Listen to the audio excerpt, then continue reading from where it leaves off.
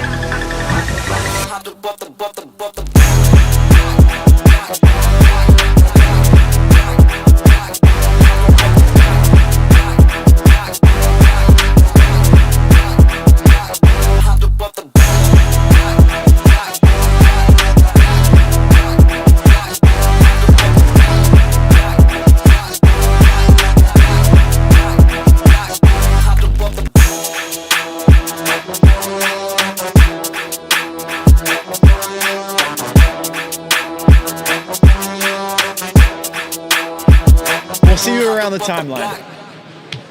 Feels good to be back. Bang. There we go. A little bit of technical difficulties is not going to stop us on a beautiful Tuesday afternoon with so much news coming down the pipeline. We're going to get confirmed.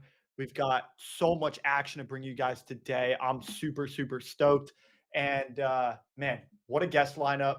Absolutely killer week. ARK Testnet Circle. We're going to bring you Rachel, who is VP at ARK. We're going to bring her to you live. We've also got, who do we have from Dango? I believe we've got Larry from Left Curve Capital. And then we're going to finish off with Fabrizio from Legion. Wow. Very, very stoked. Let's get going, guys. Let's get going. I think we're gonna share something for you guys, real special. Very, very excited to share it with you guys. It's our friends over at 𝘗𝘯𝘃 who have recently announced that they decided to go public via a SPAC acquisition vehicle in partnership with Cantor Fitzgerald. If you guys are unfamiliar with Cantor Fitzgerald, they are the previous firm where Howard Lutnick, the new Commerce Secretary, is now working with President Trump and the administration. He came out of Cantor Fitzgerald, and now his son is running this firm, and they have done some amazing things in crypto and in digital assets to make them more mainstream and bring digital assets to Wall Street. They have partnered with Tether. They have partnered with 𝘗𝘗𝘃. They've partnered with the biggest names in both Wall Street finance as well as digital asset finance in order to bring these two worlds together and ultimately modernize Wall Street. I think this is one of the most important things that is happening to our industry, whether you're working in finance or you're working in tech. Cantor Fitzgerald is doing some great work. They are obviously very tightly integrated with people at the highest level. And so we're going to get 𝘗𝘗𝘃 on the show, but we're going to review their video. Let's get it up on the show. Let's get control in the live room. I do believe we're and let's share this with you guys. Of the tokenization of all assets. Tokenization is a freight train. It can't be stopped. Eventually, it'll eat the whole global financial system. Tokenization is a $400 trillion opportunity.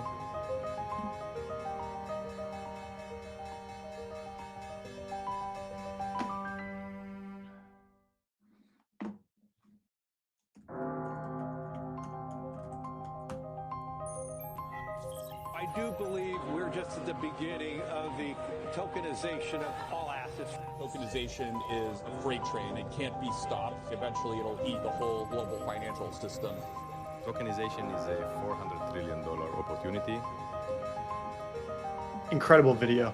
I think if you really look into what this is doing, this is almost an inevitable outcome as a result of the Wall Street bets movement in 2020.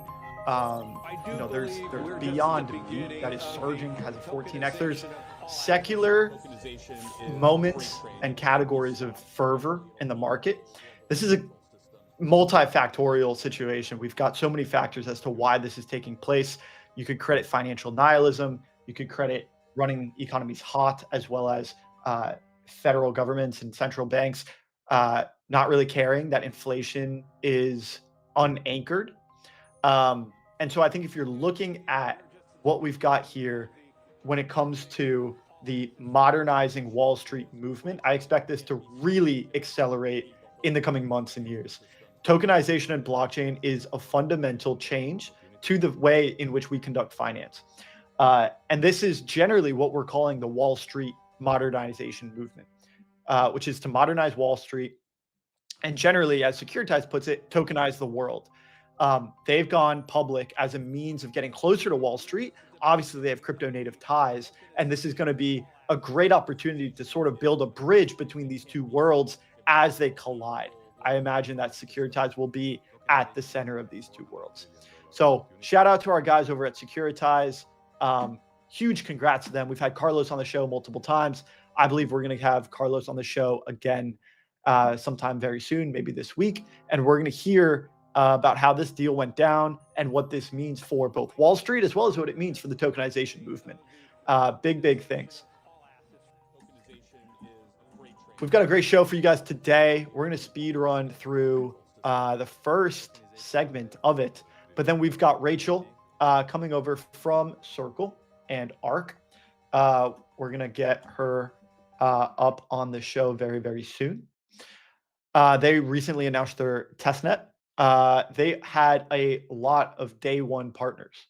And I think that was really what kind of took people by surprise, was the scale and status of partners that Circle went and launched with day one. I think was particularly exciting. And we're going to hear from Rachel about how this all went down, what it means to now have something live in public, and what it means to be building with this suite of partners, because it is a very impressive docket when you look at some of the names that are, again, both in the Wall Street world as well as in the digital asset world and crypto native. It is particularly exciting to bring these two worlds together. I can see Rachel backstage. I think she's itching to get up. We already pushed her back a few minutes. Let's bring her up on stage, and we can hear all about Circle's ARK testnet. Rachel, welcome to the show. Hey, thanks for having me, Robbie. Absolutely. Thanks for coming on. It's your first time on the show. It's an absolute pleasure to host you. And it's quite a special day. Circle stable chains are live. We're in testnet, and it feels like the beginning of a new chapter. It is. Yeah, it's the beginning of the economic operating system for the internet. We're super stoked to talk about our public testnet, how it came together, the partners, the use cases, and the journey so far. I love it. I think you put it really well. This is the operating system for internet finance. And now we're in this digital age. Before you came on, I was talking about Securitize, tokenize the world. It generally feels like we're in this modernized Wall Street moment, this movement where we're trying to modernize Wall Street and bring it closer to the tech world to generally make these things more efficient. I'd love to hear from you, your story when it comes to Circle, how you were able to play an instrumental role in bringing ARK to life. Maybe you could just start from the beginning, right? Like what is it like when you guys first had this idea of building a stable chain, and then walk us through what the early steps were to ultimately stand this thing up. Yeah, for sure. So hey everyone, my name is Rachel. I'm a fintech and crypto builder. I've been in the space a long time. I like to call myself sometimes the crypto abuela. I'm originally from Venezuela, which is what brought me to crypto in the first place, and macro and economics.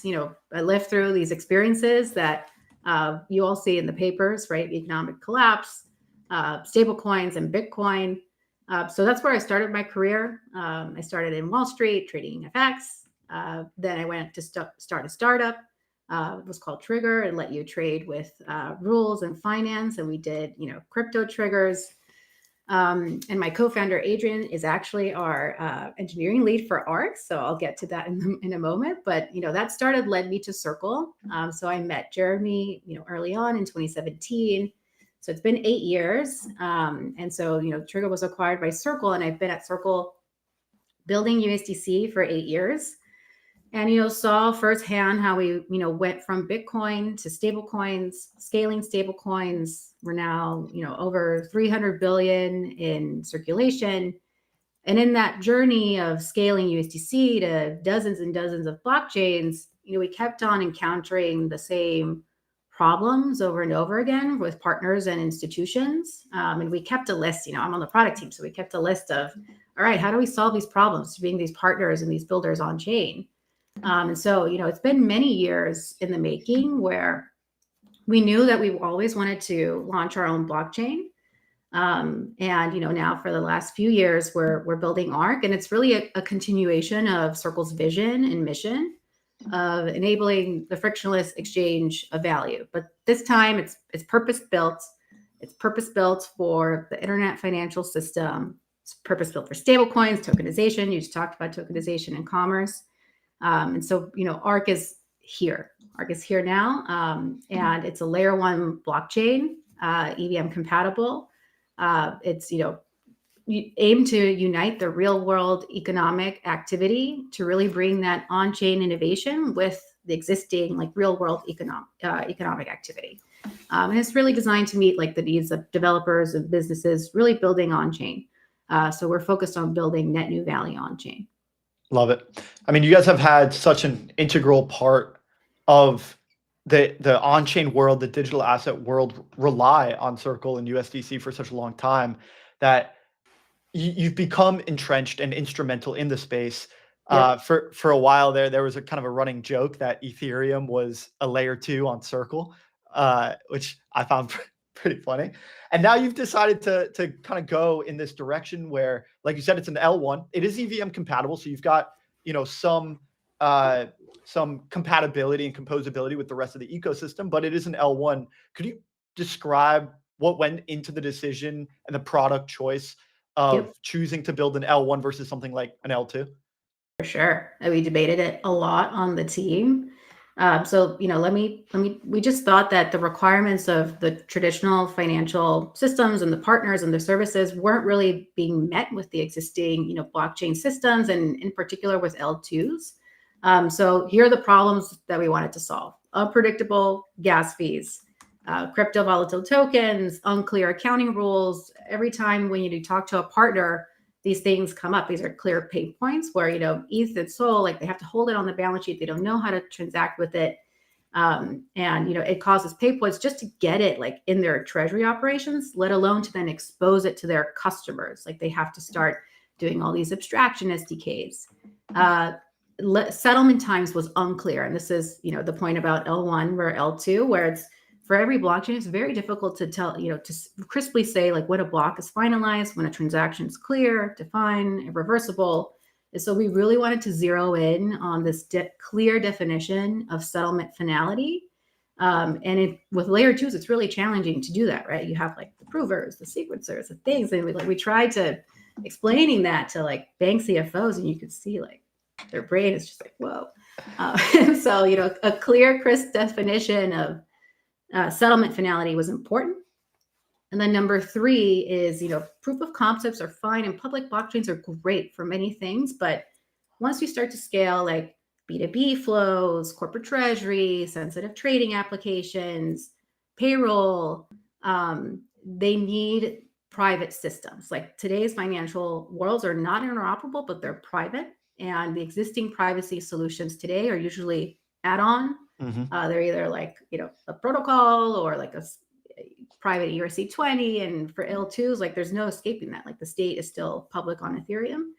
So for those, for those 3 pain points and reasons, we decided to build ARC as a layer 1, purpose-built for stablecoins, purpose-built for the economic operating system. And it has these 3 amazing properties: stablecoins as native gas. Starts with USDC. We're going to expand to many more stablecoins, dollar and non-dollar supported. Stablecoins are money, and so companies can now pay with digital money. without holding anything else on the balance sheet. It has instant settlement finality. So all blocks, and you can see it on the Block Explorer. It's pretty cool. They like finalize in less than 1 second. So it's really snappy, clear, and reversible. And then, not live on testnet, but on the roadmap will be opt-in compliant privacy. And so that is, built from the ground up to be, shielded balances and transactions, configurable privacy. So private smart contracts. And these builders at these companies and these institutions can say, okay, well, I need to be compliant with my auditors or my regulators. And, they don't need tools and systems and a programmable layer that's built for that.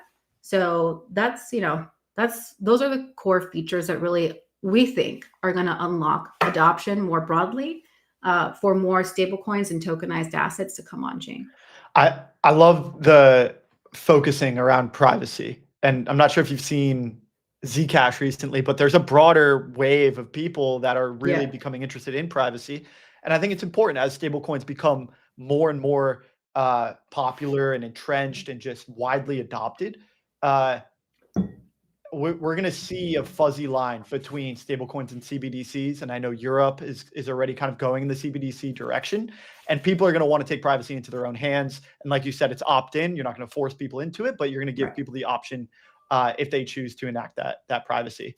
I also want to just double click on some of the conversations that you're having with banks, Wall Street companies, these sorts of things. Like you said, you can see the fear in their eyes when you're talking to them about single sequencers and rotating decentralized. You're talking to them all of this lingo that is making their head spin.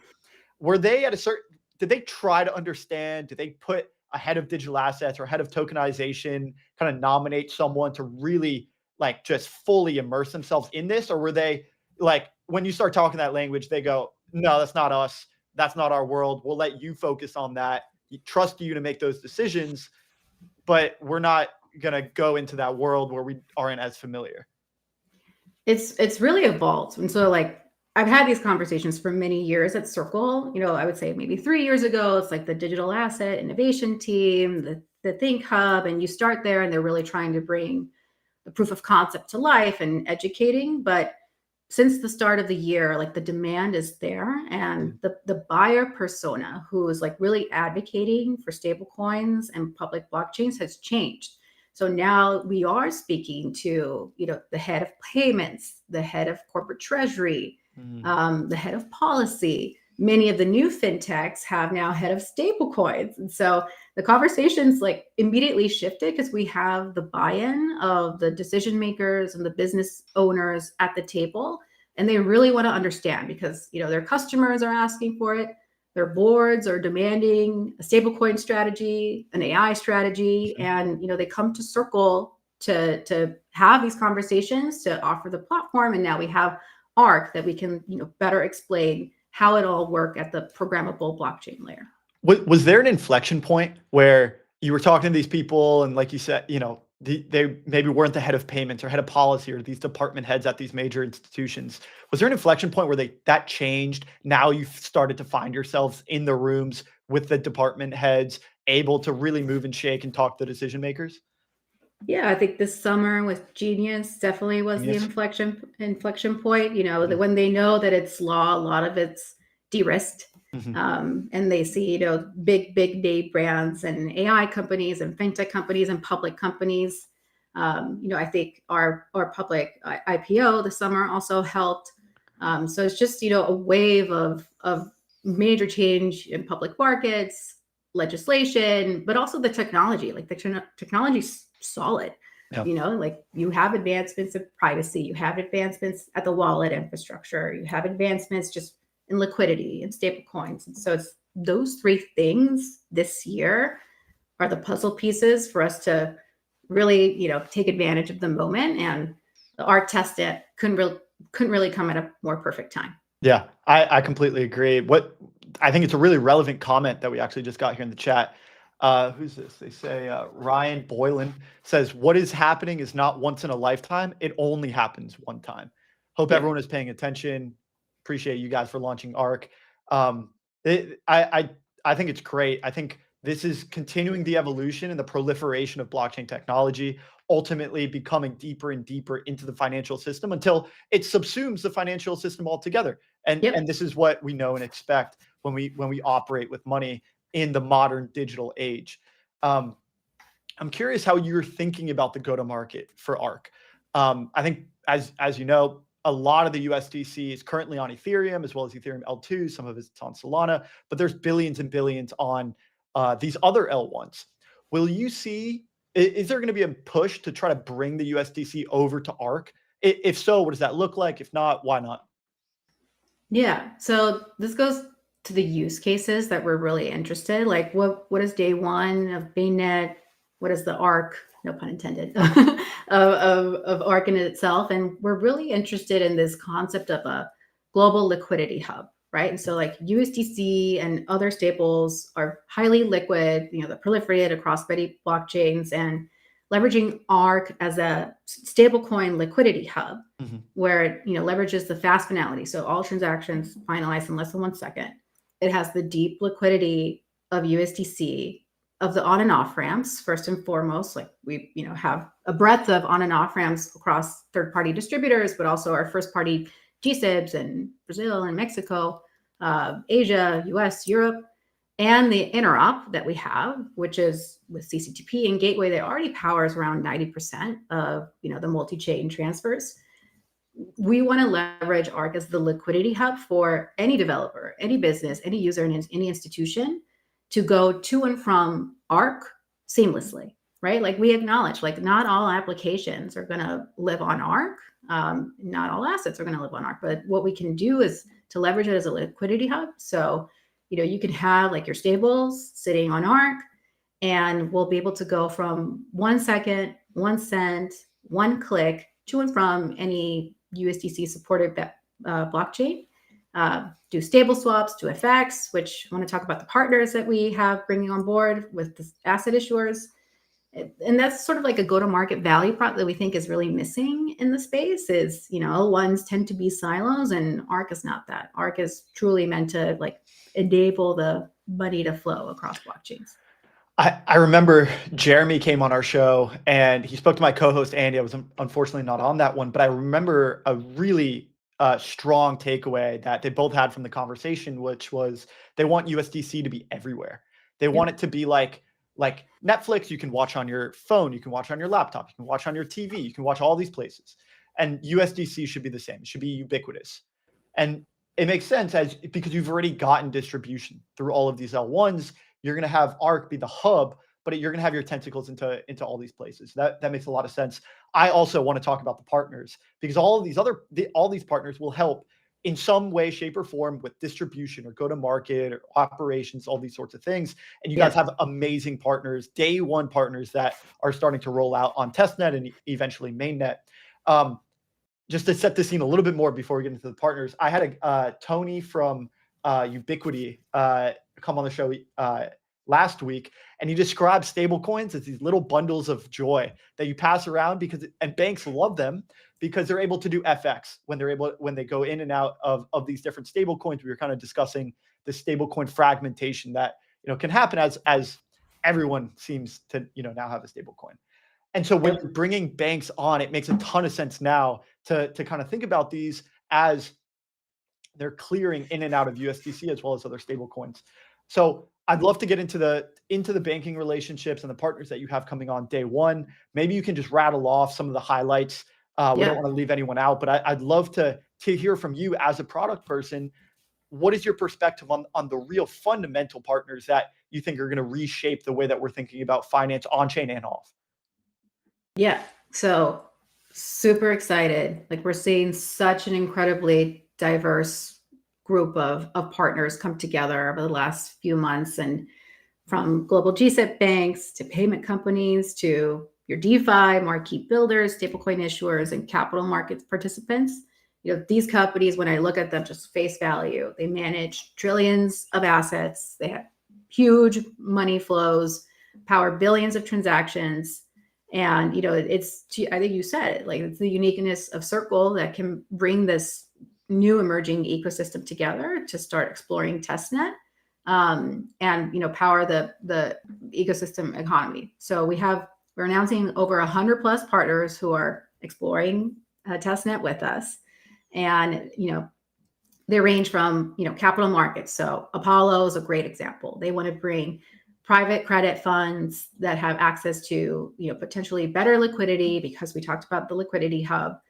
And we have these like private credit assets and TMMFs that can be composable assets for trading. And then you bring them with DeFi protocols. You have more access expanded to a different investor set. You have Bank of New York Mellon, New York Stock Exchange, State Street, BlackRock, Deutsche Bank, Goldman Sachs, Standard Chartered.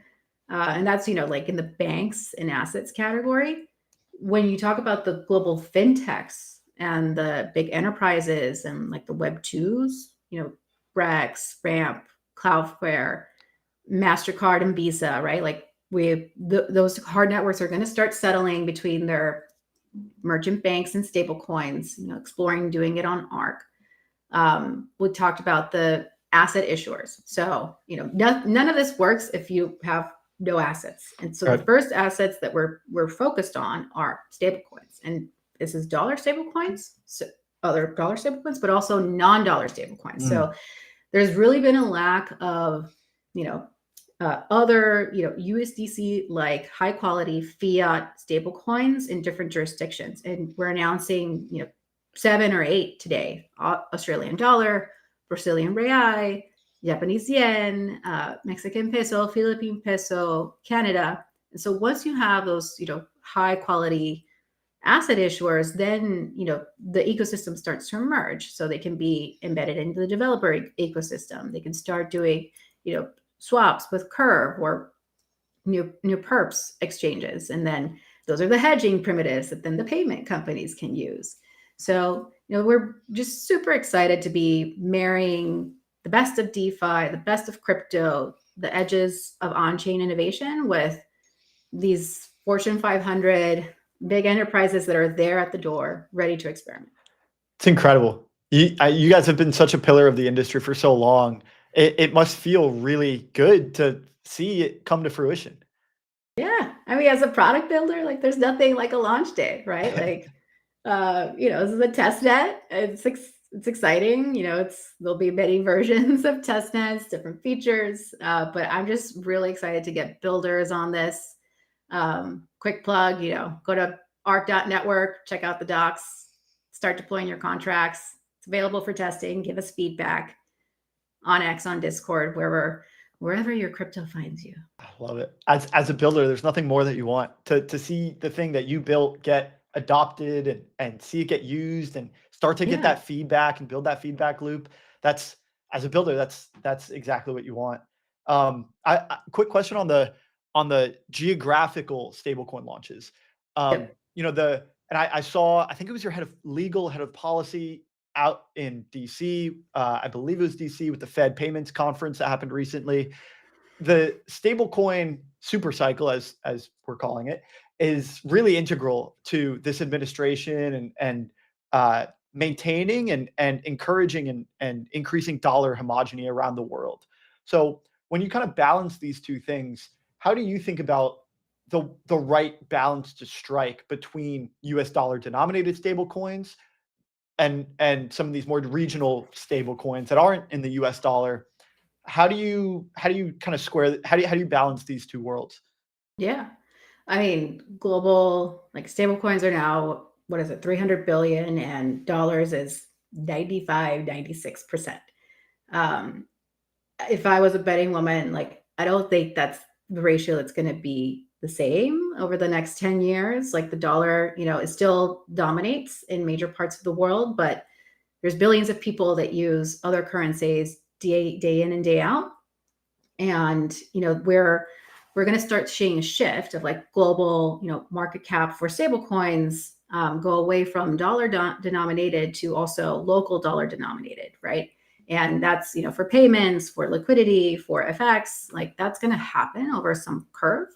But we believe also, obviously dollars will still dominate because that's what businesses and people want. And, we've exported dollars really well to the rest of the world. But FX in and of itself is a huge market. Yeah. I mentioned I was a trader at JP Morgan for 5 years. We traded $8 trillion a day of FX every day, right? And that's the like off-chain demand with the liquidity and the systems that we have today. It's all quoted against the dollar, but also against euros and Aussie dollar. And it's because these businesses have needs, like they have cash sitting everywhere in the world. Sometimes they want to speculate. And moving that on chain is going to present a real value prop to those users, a real value prop to the global policymakers in these institutions as well. So I'm super excited about FX on chain. I think also when you marry things like perpetuals and prediction markets, like those are new instruments that FX traders don't have. And so, we'll bring the assets, we'll bring the partners, obviously bring our policymakers along the way to really make programmable FX thrive on ARK. I think you said programmable FX, and FX in general is an $8 trillion industry per day. Yeah, traded every day. That is incredible scale. And I think for capital efficiency reasons, it is inevitable that this will come on chain. And it sounds like you're building ARK in such a way that it could become the home of FX. I hope so. We believe it. FX markets already trade 24/7. So the value prop of on-chain is the settlement value, right? Because you still have to wait 2 days to settle between the banks. And then that's, risk introduced into the system. If you have stables settling against each other 24/7 on the internet, you're taking away credit risk from the system. You're taking away risk from the system. Money should flow more freely. And what was missing was a blockchain that has privacy, stable gas, fast finality, but also the issuers who are ready at the table to deploy, and the ecosystem that we talked about, the banks, the trading firms, the fintechs, to all make it come together. So that's, you'll see a lot of us talking about that over the next few months in the use case, so it can really come alive on ARK. Love it. Is this a one-way street? Like once these firms, a lot of the day one partners that you mentioned, once they start operating on chain and facilitating on-chain finance, they'll never go off? That's the hope. I don't think they'll go off. I mean, they'll probably like go off until you and I can start paying in stables and actually using it. It's a slow migration. I think, they'll definitely come on, they'll stay, it's more safe, it's a better system, but it's going to take a long time for it to like completely exit the system. Yeah, makes sense. A lot of the biggest things, they move at a glacial pace because glaciers are big.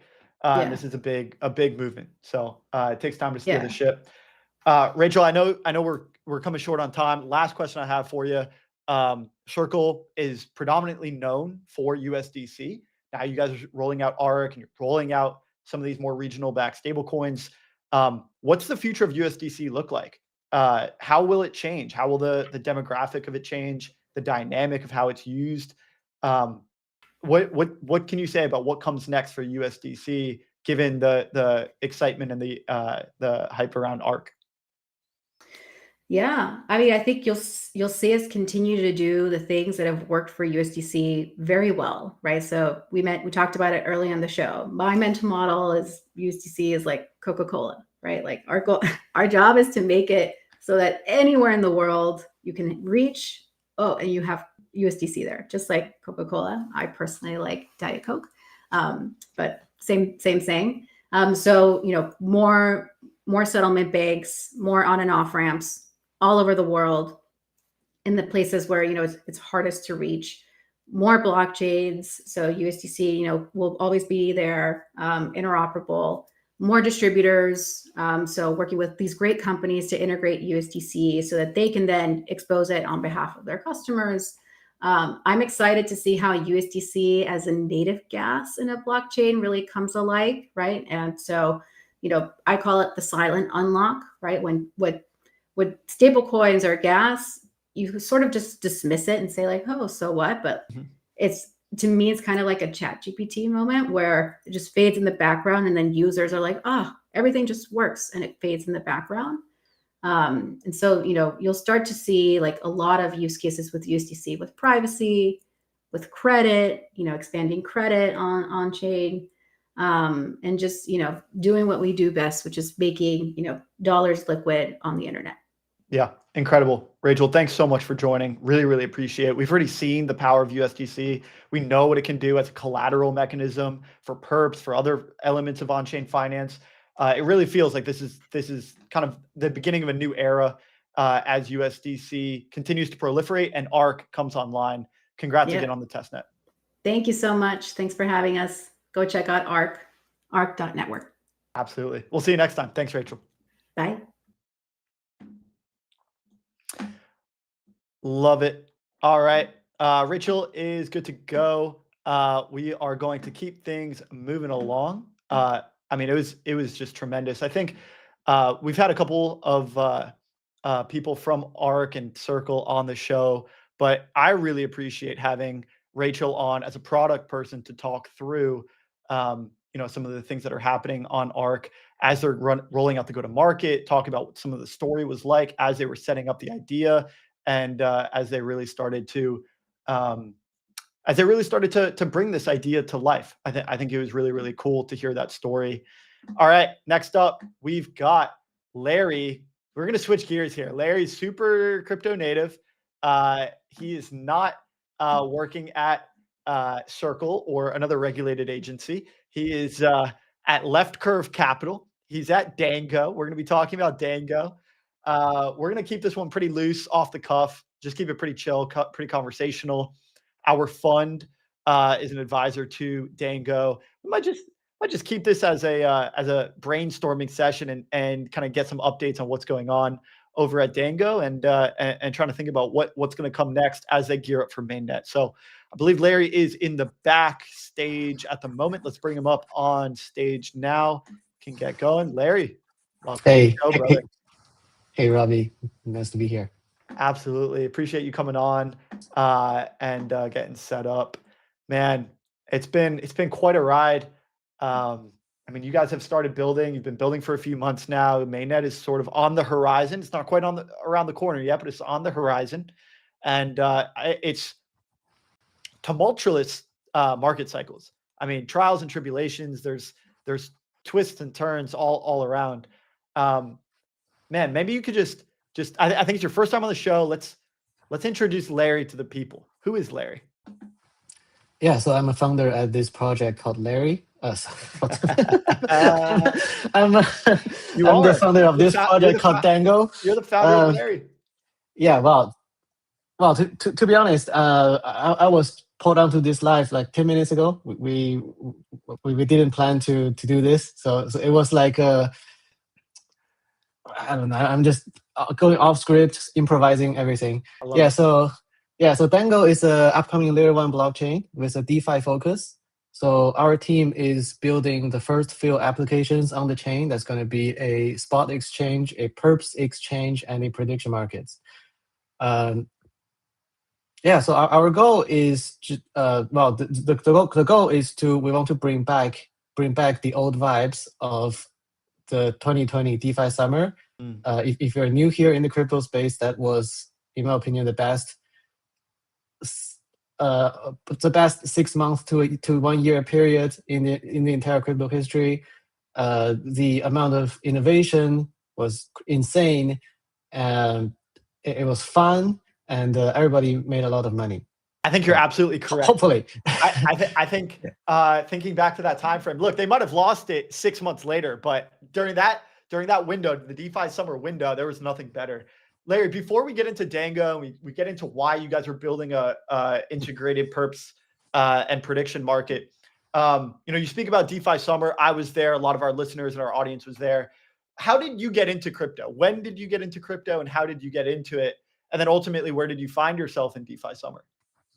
Yeah, so goes back to the very, very beginning. I was a gold bug. So that's someone who collects a lot of physical gold. I was a big fan of Peter Schiff. And apparently I got a lot of exposure to Bitcoin news hateful news from Mr. Schiff, but I'm pretty open-minded, so I look into that, and that's how I initially got into crypto. Yeah, so that's around 2020. I was studying natural science, pharmaceutical sciences to be precise, in college, and I decided to teach myself coding. I did a few open source projects, and through that, I got in touch with what eventually became my first employer. That would be 𝘸𝘪𝘵 Digital. So 𝘸𝘪 is a VC, it's a research firm, but it also has a division called Labs. So Labs basically, instead of investing in other people's projects, we build stuff our own. So we had initially focused on Terra, and we were tremendously successful on Terra. We built the biggest AMM there. We built the biggest lending protocol. We got like more than $2 billion of TVL at the very peak. But obviously, that got destroyed in that fateful event of May the 8th, 2022. I still remember that date. Yeah, so we moved on to other chains, but unfortunately, our app didn't catch as much traction as we did. Right. So about exactly 2 years ago, in the October of 2023, I decided to quit the job and become a founder and do the things I always want to do, and that is to build what is now known as Dango. Welcome to the club, brother. Yeah. Congrats on beginning and embarking on your entrepreneurial journey. That was in 2023. We're going to get caught up on that. Before getting deeper into Dango, I'd love to hear what were you doing during DeFi summer, right? Because those were, like you said, the good old days. What were some of the things? What were you farming? What were you getting into? Yeah, so if you in my memory, the first yield farm, the first time when the term yield farm was invented was Synthetics. Yeah, I think it began in like May of 2020, but my first farm was Compound. So that was in June. That was fun. I basically just deposited my entire net worth, and on their UI you can see your like comp token reward going up in real time. Yeah, that was an experience you never have in traditional finance. Like immediate feedback, like immediate positive feedback, like that you are making gains. So that was addicting. Yeah, I was early on Yearn Finance. I was early on Sushi Swap. I remember Sushi Swap during the vampire attack on uni. Yeah. And there was Yen Finance. And so during that period, there were a lot of projects naming after food, and one of them is yam. So yam is like a sweet potato. Yam was the best, man. I loved the yams. Yeah, like they had an issue, and they need everybody to vote in a governance proposal to solve it, to save the protocol in 24 hours. And there was like the entire like movement on Twitter to make this happen. So it was pretty fun. Yeah, those were bangers back then, man. I think you're right. I mean, generally that time frame, you also had there was also like yield farming chickens on AVAX. I remember the chickens, they would lay eggs, and then you could harvest your eggs and you could get feed. All of this was yield farming. All of this was new primitives. You could do it with NFTs. You could do it with Compound. You could do it with yams. You could do it with all these things. You're right. It was extremely fun. And it felt like everyone was making money because we were doing these yield farms with new emissions. And if you remember, that's when we kind of came to the understanding of tokenomics. We were like, oh, wait, we can't just emit new tokens because this is inflation, right? And you get back to you being a gold bug. You were hoarding all this gold like Peter Schiff told you to, but that was an inflation hedge. And then we came on chain and we started inflating the tokens and yield farming. But now we find ourselves in 2025, almost 2026. And a lot of these same primitives with smart contracts and yield farming, when it's done with LPs and it's done with real revenue, it's done with fees, there's business models here that are very sustainable, not just pool 2 emission tokens. So that brings us to modern day, 2025, October 28th, today. You guys are building Dango, and this is a very competitive space. Perpetuals, there's several perps exchanges. Prediction markets, there's several prediction markets. So you guys are building in a competitive space, but you're doing it in a very unique way. So could you describe why you decided to build Dango, how you're building it, how are you building it, and why did you decide to build it this way? Yeah, so let me get back to the motivation. I briefly touched on this, which is we want to bring back the old vibe of DeFi summer. Right. So we said there was once a very good time, the DeFi summer, but it ended in 2022. It started with the Terra crash and then the FTX crash. And the result of those was a lot of the innovative project communities got killed, and regulations started cracking down, and people are legally not able to make financial innovations anymore. So you see, like, there were not a lot of new things in the application space being created, but rather most of the things were happening in the infrastructure space. And in the infrastructure space, projects cannot let their tokens be value accruing. So they basically just make useless governance tokens. Right. So what we see during the period following those two crashes was, I think that the fun factor was gone, the innovations were gone, and it basically became a like short-term pump and dump game with a bunch of useless governance tokens. So that was the situation I had when I quit the job in the end of 2023. Mm-hmm. And fast forward to today, I feel the situation is not better. Regulations are relaxing, and people are actually able to create financial applications and value accruing tokens. And the pinnacle of that is, of course, about 1 year ago, the launch of Hype token. Mm. That was the background, and the motivation is I want to bring back the same feeling, the same fun factor, the same innovation we had in 2020. If you look at today's perp dexes, you just open any of the applications interfaces. I mean, they all look the same, right? Like a dark background, you have chart, you have 20 buttons, all the numbers, they all look like the same. So at Dango, we are doing everything completely opposite of that. I mean, our testnet is running right now. You can just give it a try at dango.exchange. And on the first side, you can see we take a very different approach to user experience. We want a very lighthearted, a very playful experience. We want our incentive program to be very gamified and fun. I mean, putting everything together, I would say the core of what we do is we want to bring back fun, and Yeah, I love it, and that is embodied in the brand over at Dango. It's very cool. Left curve as well. You know, we go back and forth, right curve, left curve. Try not to find ourselves in the middle too much. You mentioned Hype is sort of an inspiration for some of this new era of coins.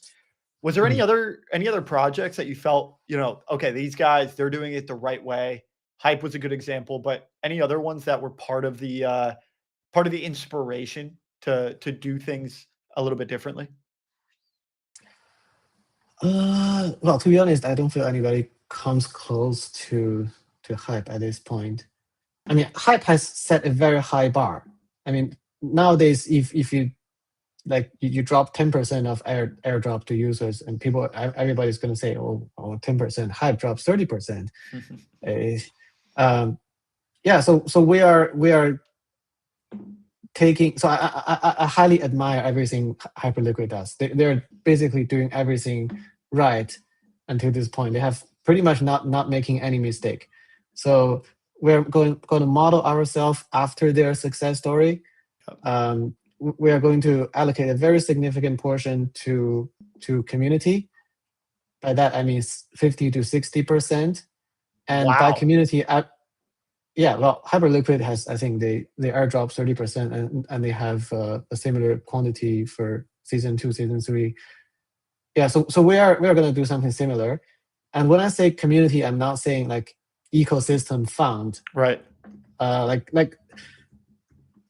a lot of these other projects, token allocation, you have to look into it, right? When it says community, you look into it. Oh well, it's actually still the foundation holding it.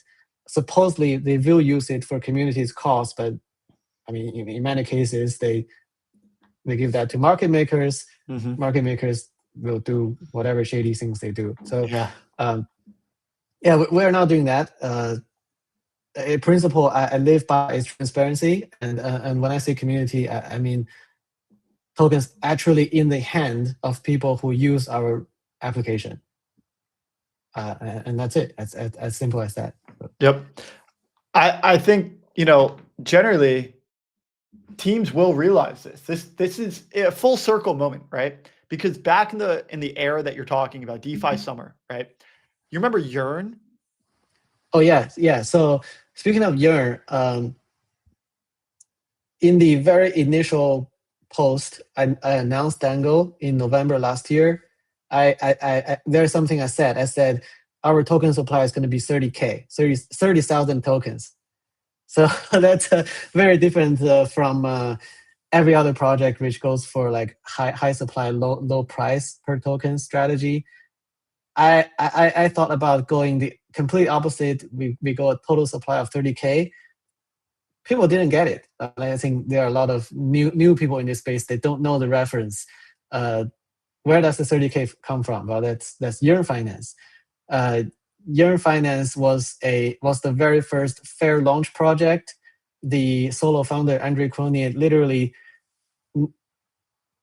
didn't give himself a single token. Every token went to the community, and the total amount of that was 30K. So it was a tribute to 𝘗𝘂. So yeah, I'm a big fan of 𝘗𝘂.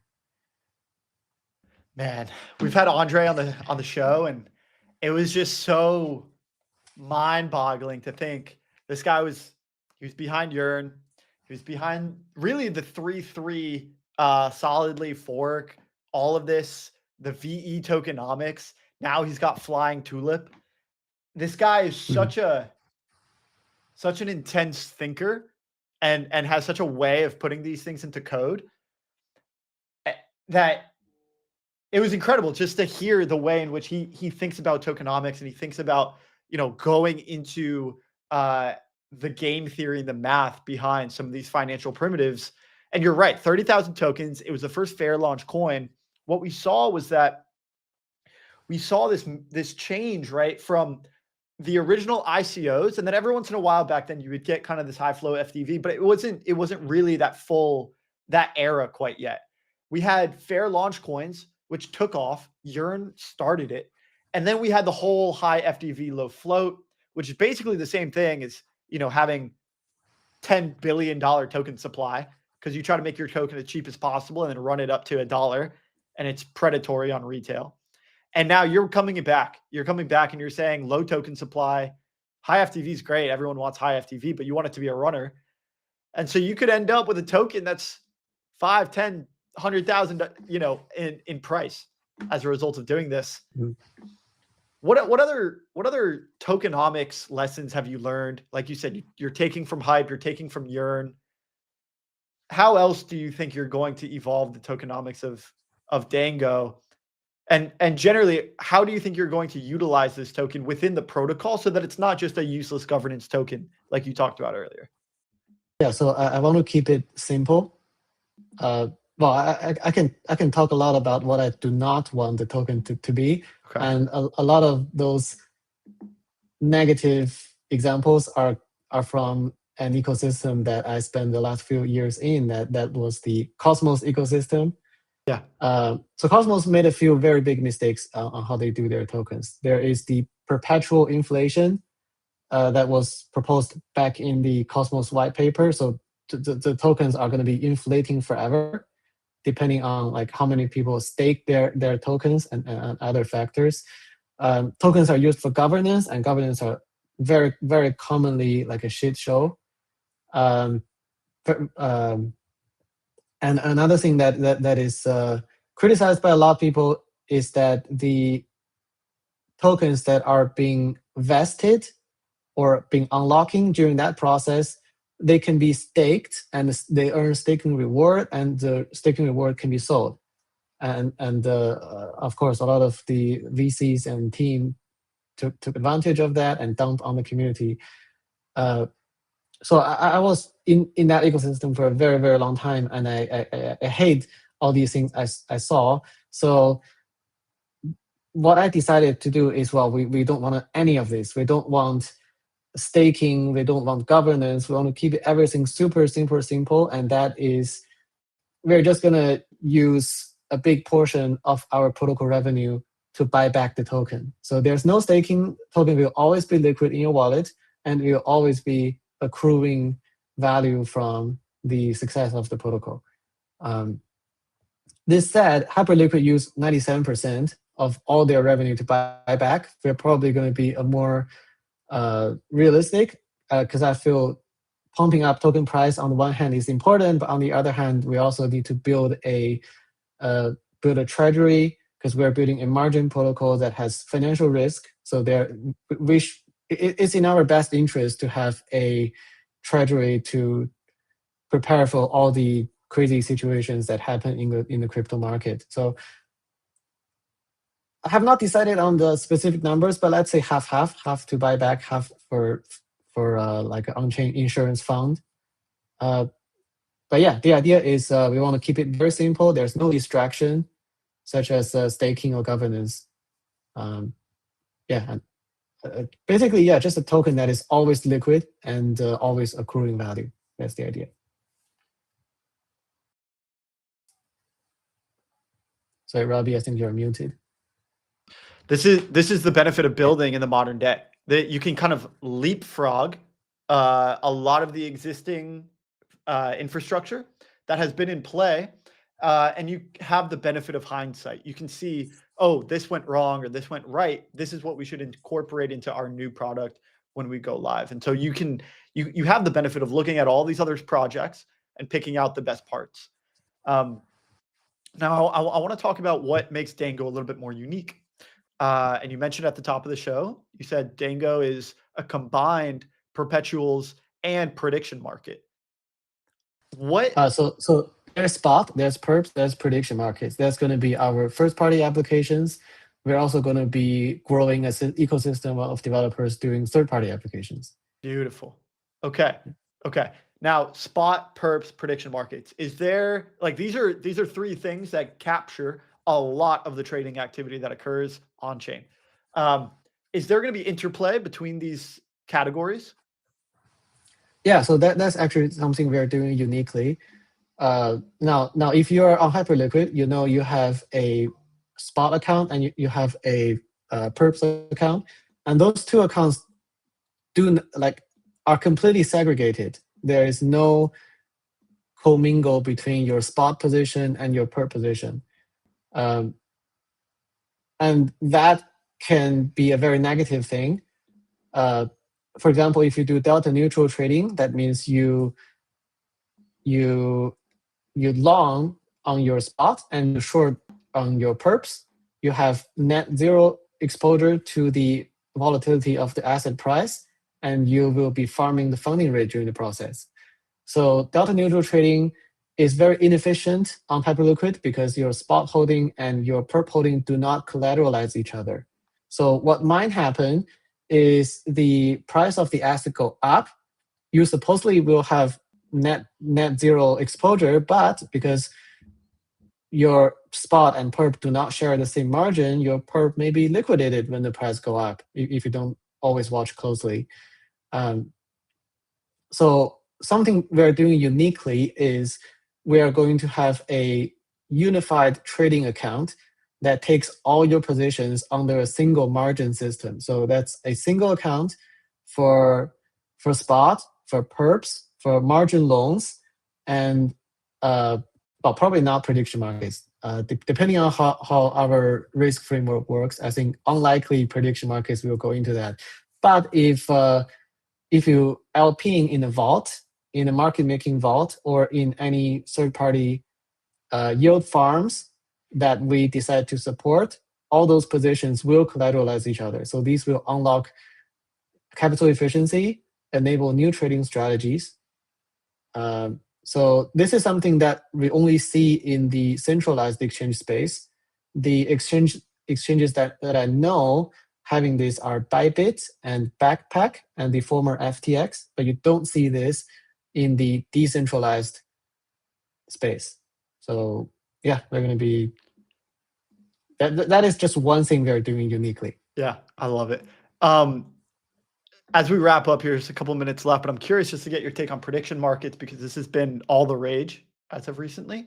You mentioned risk framework, maybe you include collateral. What do you think is going to separate prediction markets from the ones that survive, the ones that do well, from the ones that fail? You know, we've got 𝘗𝘃 and Polymarket, right? The two big winners right now when it comes to prediction markets. And then we've got a long tail of several more, you know, prediction markets. How do you think one of the prediction markets on the long tail is able to innovate and grow fast enough to reach distribution channels and have enough activity to survive with the likes of 𝘗𝘃 and Polymarket? If you think this, and I imagine that you do, how do you think that is done? What do you think you have to do in order to survive and grow to the likes of those two? I think you need to find your niche. Like 𝘗𝘃, if you look at 𝘗𝘃, basically all they do is sports betting. They are very strong on sport, but they are pretty weak on all the other topics. Like if you want to bet, like whether Trump will say a specific word in his speech, well, you don't do that on 𝘗𝘃. But 𝘗𝘃 was able to find their niche, that is sports, and they're doing pretty well. So I think that's something every other prediction markets need to do. You need to find your niche. And just for one example, a complaint that I see very often about Polymarket is they're very US and West focused. Right. There's no, like for example, the Asians are completely missed out. Like nobody cares about NFL. Nobody cares about like what the random American celebrity do. Nobody cares about those in Asia. But things that Asians do care, you don't find those things on Polymarket. So I see. One possible niche is a geographical focus like this. Yeah, but I mean, ultimately, it's a question for the founders. Yeah. There's I think there's some people in the chat. Naru says they have a question, but I don't see a question there. So if they ask a question, we'll ask you. Are you guys taking a geographical approach? Are you guys targeting, a particular region and looking to generate a lot of activity? And maybe it's Asia, Western Europe. Yeah. Yeah, we definitely want to have a focus on East Asia. I'm from China. Dango is a Japanese word. If you don't know, Dango is a Japanese snack. I mentioned back in the DeFi summer, there are a lot of projects named after food. Yeah. That's why we picked Dango. Dango is also a food.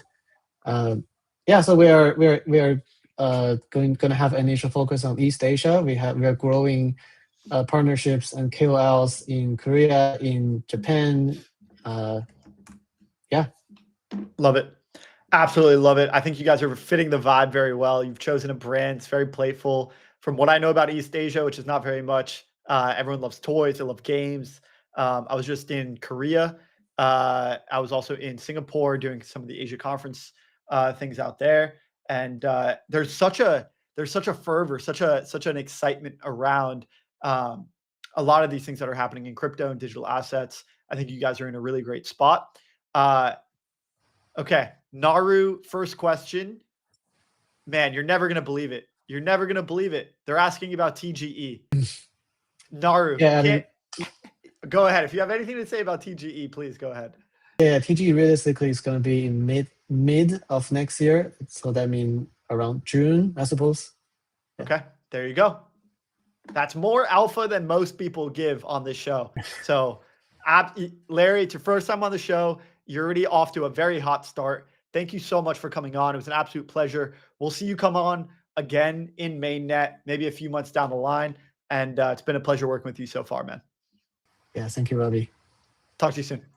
See you, Larry. Bye-bye. Bye. Dango, TGE, watch out next year. Get ready. Hop on. They've got a testnet live, prediction markets, spot, perps, all kinds of fun stuff. Hop over to Dango.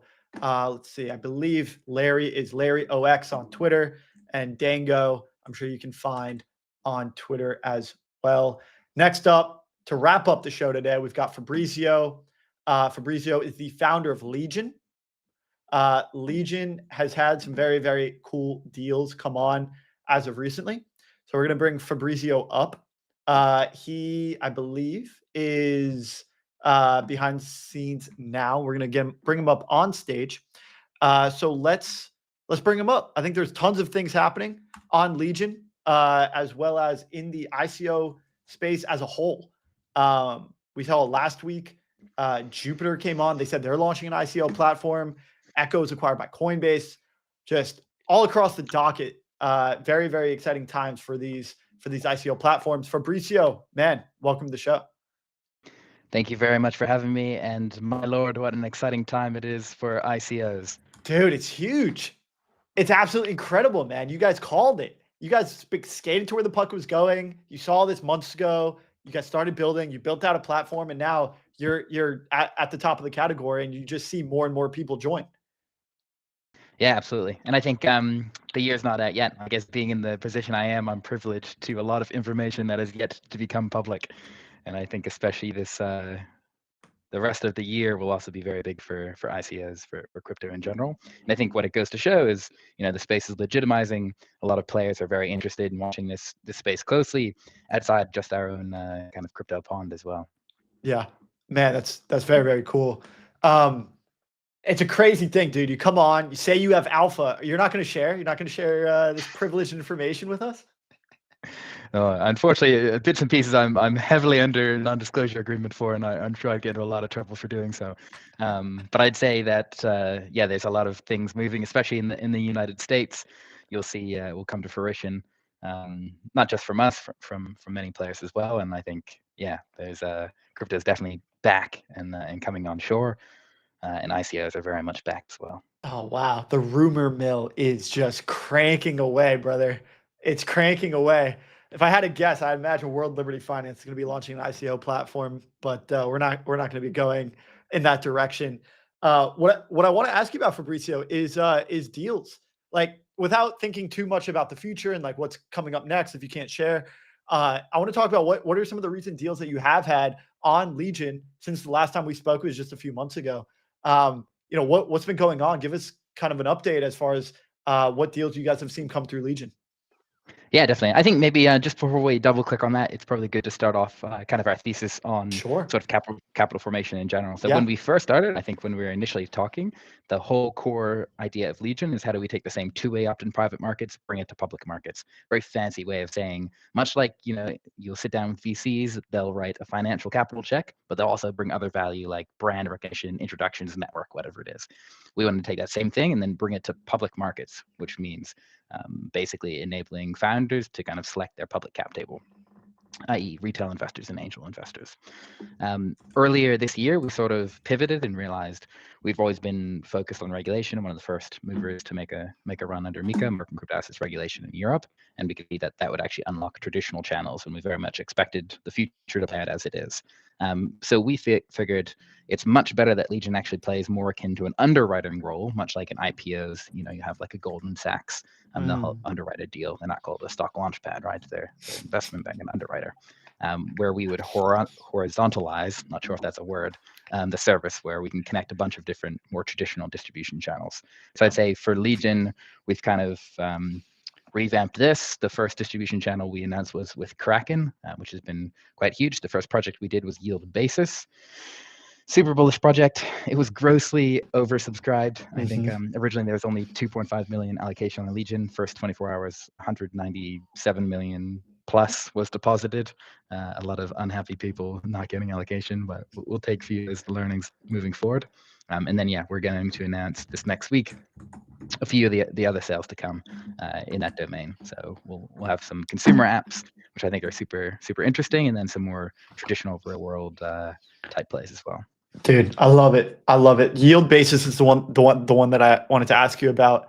And you spoke to capital formation and the way that these projects are now able to more carefully select who's on their cap table in still this broad consensus community oriented view. You kind of get the best of both worlds in that way. And I also like that we're updating our lingo now that Wall Street is converging with digital assets. We're calling it a underwriting service, not a launch pad, which makes a lot more sense. Crypto is growing up right before our eyes. But man, let's talk about yield basis. We were able to get an allocation. We did go in. We were one of the lucky ones. But people weren't so lucky, but that's okay. I think there was plenty of people that did see themselves get accepted into the deal. Generally, just kind of walk us through why you think the yield basis was so successful on Legion. And then, as a result, what were some of the things that you guys learned, some of the things that you realized and you'll implement going forward? Yeah, definitely. I think one, it has to be a very good project, right? I think the yield basis essentially generate yields based on volatility and earn your BTC. It's kind of it's a golden unlock, right? Generate actual yield on BTC. So I think the product itself and the team is super crack. Obviously, Michael, co-founder of Curve. This is a new project. It's a very experienced team, also outside of Michael. So that's a pretty critical element. But I think that if you look at this from a nascent level, you sort of look at this as like a pure financial capital raising exercise. But if you do it many times, you sort of realize that this is more or less a human formation challenge, right? A human coordination challenge. So how can you distribute incentives to the right people and as many as the right people as possible? So one, the most critical thing for projects, so if you're a founder, you're listening to this, you want distribution, and you want to get distribution to the best people possible. That's pretty much one of the most important things you can do for not only token price, but for momentum and generating of momentum. This is why you see something like, a peanut, reach multi-billion-dollar valuation that does absolutely nothing, right? Comparative to some people building sort of utility products and seeing traction, etc. So I think a function of very high quality project and then getting absolute killer distribution. So as mentioned before, Kraken, one of the distribution partners we have coming to the table. We've got another Asia tier 1 sex distribution partner also coming to the table sometime soon, and a few more bits and pieces to come. So that's kind of more or less the strategy for ensuring that killer project gets killer distribution.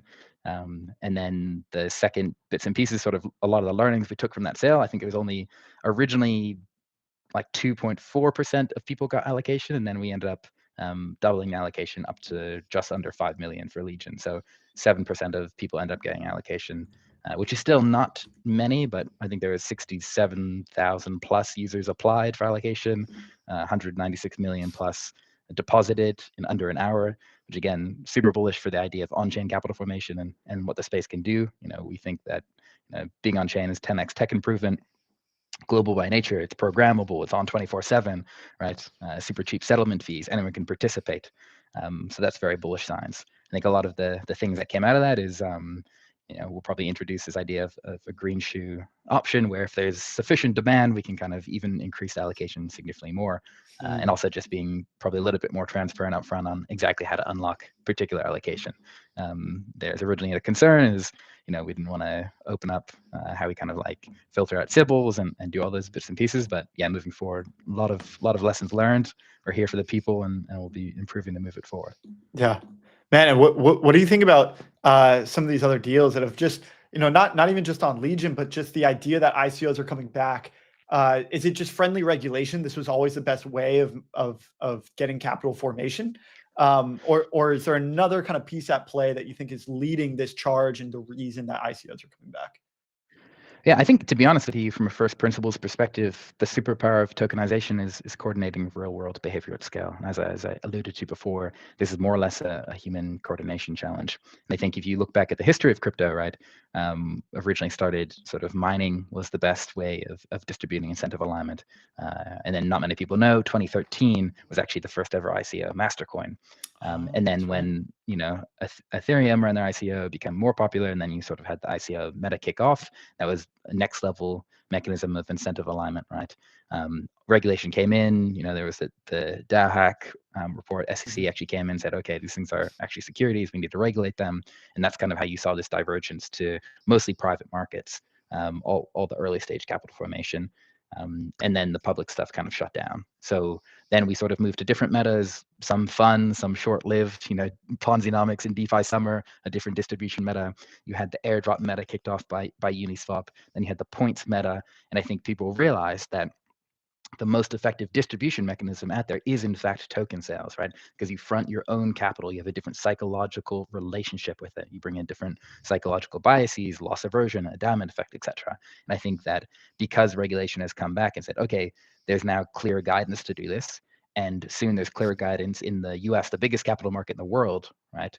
I think you see a lot of appetite for kind of returning to the roots, which again is the most effective mechanism for incentive alignment, being these token sales. Yeah. And so you guys are just continuing to grow distribution. You're continuing to get new projects and win a lot of these deals.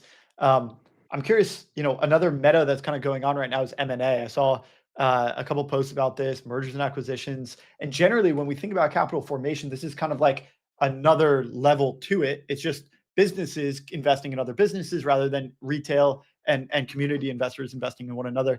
Have you thought much about M&A? Do you think that this could be an addition to the Legion platform as you continue to expand the product stack? Yeah, funny. Obviously, 400 mil acquisition for 𝘂𝘂 kind of goes to prove and puts a price tag a lot of this. Quite a lot of people came out the woodwork. We were kind of across this for a while now, but when it did become public, a lot of players came out of the woodwork.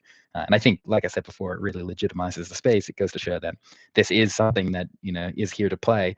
And yeah, even like you'd be surprised, like more traditional players, are you thinking, oh, I'm not even sure you know too much about crypto, are asking questions. So I said, for us, kind of like, you've got one thesis is you verticalize, you kind of want to own the entire stack. You see kind of Coinbase doing this from like Liquify to capital formation to the listing team, like if they can own the entire stack. That's kind of their approach. Our thesis is that it's actually much more beneficial for both the industry and products to get a kind of horizontal distribution where you can get global distribution from different partners from all around the world. You can work with the best partners in different domains. So that's kind of been our thesis. So less on the pushing for acquisition, more on acquiring the biggest distribution channel in the world and becoming sufficiently, I'd say, valuable within that horizontal side of things. So potentially it could be on the table, but I don't know. Our ambitions are wild. I haven't seen yet an acquisition play that would be able to cater for that. All right, man. What are some of the more ambitious ideas that you have when it comes to not just Legion, just in general for crypto in our industry? I'm curious. Like you think very big. From I can tell by the times you come on the show and even today. How are you thinking about this industry as we're expanding? We're seeing partnerships come on. Wall Street is converging with digital native finance. How are you, like, what is some of your wildest ambitions for how this space might evolve over the coming months and years? I think this is like, as a founder, as a participant, it's like, this is kind of what a lot of people dreamed about for a really long time, right? This is the most credible chance we have now at going, what people say, bring it to the masses, going mainstream. I'd say that kind of we've traditionally kind of been conditioned to think a lot in like what's happening in CT, where's the mind share, what's most important there. I think having the ability, especially as a founder or a team, like taking a step back and saying, okay, there's actually a massive world out there that is 100x plus bigger than everything we've been doing so far. Is how do we start to tap into these traditional players? And I think that this adoption should be driven within crypto, as opposed to external teams kind of incubating and coming up and developing their own process, right? We've been in the space for a while. We've seen what works. We've seen what doesn't work. We've seen Ponzi-nomics go by, and I think this really is a credible chance that we have to kind of show, this is where crypto is. This is what we're going to do. And this is how we actually engage on a real level with the real world. I think stablecoins, for example, are a prime example of this global adoption beginning to take off. Yeah, man. I mean, people are calling it this the stablecoin super cycle, right? And I think traditionally people haven't been able to get exposure to stablecoins. But now with some of these more community-oriented investing tools, ICOs coming back, you're able to have some retail scale investors get exposure to things that would normally just be private markets. And they can actually invest in something like a stablecoin and get some exposure to that category, which wouldn't be possible if it wasn't for platforms like Legion. That's why we build every day, right? I think I came from very humble beginnings. I didn't have a lot of the same opportunity a lot of people did, and I think of like to think of myself as an underdog maxi. I want to see the people win, and yeah, if you're here, you should have access to equal access to opportunity. I mean, the outcomes are never going to be the same, but ideally we kind of help support and democratize that rather than just I guess investment banks hooking up their friends and whoever's the richest already. I love it. Meritocracy at its finest. Fab, congrats, man, on Kraken, on Yield Basis. These are incredible deals that you guys are pushing forward, and it's all with the right ethos. As I see it, you guys are pushing forward the democratization of investing and opening up greater access to capital. This is a win-win for investors, retail, as well as projects and founders. So, man, keep up the great work. Any closing thoughts as we close out here? It's going to be a hell of a next 6 months. ICOs are definitely back. And yeah, I think in a few weeks' time, people will kind of see the level of scale that these might be happening and realize that this is a credible chance we have of actually going global. Wow, I feel the alpha beneath the surface, man. I'd love to have you back on when this is ultimately public. Sounds like a plan. Bloody good to be here, and you guys keep crushing it. You're doing good things for the space. I appreciate your time, man. We'll see you next time. Cheers. Ciao. All right. Man, Fab is always a legend. I know him and Andy have good time surfing. It's always a pleasure to have him on the show. Legion is doing great things. Yield Basis, we were part of Yield Basis, which was a very exciting sale that happened on Legion. Anytime you have something that's so in demand that people get left out, well, it's a nature, supply and demand dynamics at the works. Guys, incredible show. We had Rachel from Circle. They announced ARC testnet today. Congrats to them. We had Fabrizio from Legion come on, talk to us about Yield Basis, as well as talk to us about capital formation in general. These guys have such a finger on the pulse of the industry. I would not be surprised if they build out more successful product features as a means of verticalizing their stack and incorporating a lot of the alpha that they are exposed to on a daily basis. And of course, we heard from Larry at Left Curve building Dango, and he dropped a bomb. TGE next year, middle of next year, mainnet coming up. He also said 50 to 60% airdrop. So guys, stay tuned.